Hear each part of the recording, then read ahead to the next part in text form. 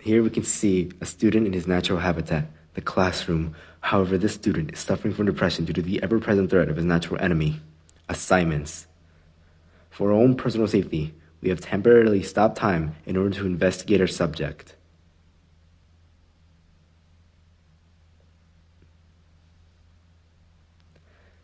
Here, we can see that he was currently working on something for his ELA class, the Apex Predator, with the assignment due tomorrow, and him looking about halfway done.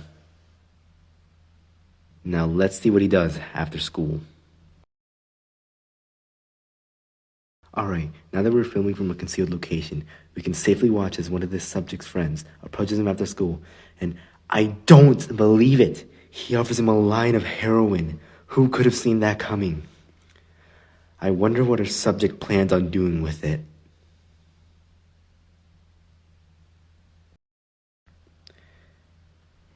Here's our subject right before school.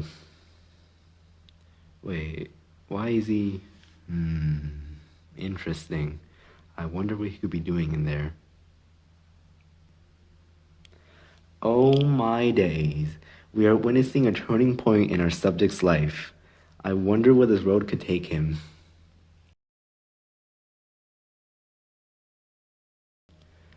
Now that it's worn off, let's quickly stop time once more to see what heroin has done to him.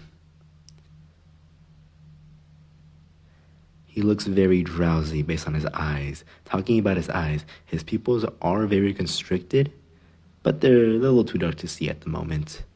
His skin is a little flushed right now, but he's a little too melanated to see easily. Look at those dry lips. He's also having a hard time lifting his hands based on his dragging.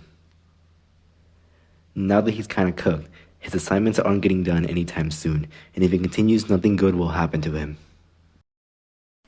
Alright, my associate, the man that was previously investigating the subject, was injured fighting a lion in the Sahara, and won't be able to finish this investigation. So, as a result, I will be taking over. Alright, going back to the subject. Looking at his notes, it says that the subject had just taken more heroin than he should have, and that he should be watched closely as he is at risk of overdosing. Interesting. I wonder if that's why... Oh, down he goes. I'm not going to bother stopping time. This specimen probably couldn't even hurt a fly right now. So looking at him, we can see some clear signs of overdose, such as slow and shallow breathing, blue lips and fingernails, clammy skin. I expect convulsions should start pretty soon from now. And this overdose could pretty easily result in coma or even death. Alright, let's back away now. But this doesn't happen to everyone, so let's run it back and see what would happen if our subject was more careful and didn't overdose. The effects of extended or long-term abuse of heroin results in the damage of white brain matter, which also affects the ability for decision-making and how you regulate your behavior, which can result in you making some pretty bad decisions. You also get withdrawal, and the withdrawal from heroin causes bone and muscle pain and fatigue, and you also become restless with insomnia. You can get some pretty aggressive diarrhea, and some pretty aggressive vomiting. Ooh, that looks rough. You can also feel just really cold at times. It drops your core temperature significantly.